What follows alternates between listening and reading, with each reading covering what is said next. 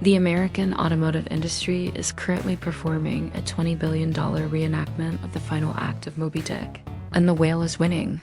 Detroit's boardrooms realized that most Americans wouldn't consider an electric car unless it could also survive a small-scale land war.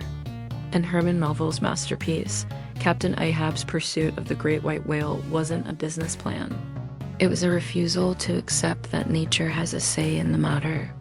Detroit's Ahabs decided to ignore the laws of thermodynamics in a quest for the unbeatable range. The result was the birth of the Mega EV, monstrosities like the electric Hummer, a 9,000-pound beast carrying a battery pack that weighs more than an entire Honda Civic. The logic of 2025 has exposed the fatal flaw in this big battery strategy. To give a rolling apartment a 300-mile range, the battery must be gargantuan. To carry that gargantuan battery, the frame must be reinforced. To stop that reinforced frame, the brakes must be larger.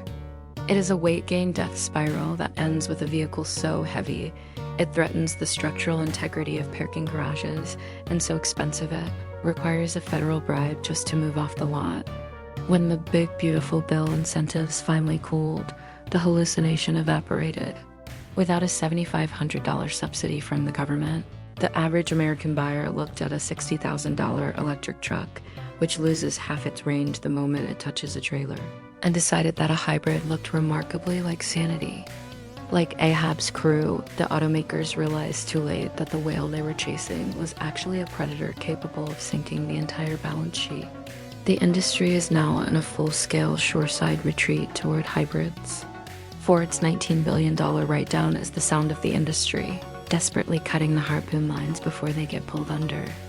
The era of trying to power a rolling fortress with a lithium-ion chemical plant is ending, not because of the lack of green spirit, but because physics eventually wins every argument. Reality is no longer optional. The great white whale was a magnificent vision, but it turns out the American buyer just wanted a boat that actually floats. If you find yourself wondering why a new pickup requires a bridge crossing permit just to reach the grocery store, subscribe to Notes from the Algorithm for the next chapter, where literature meets the headlines.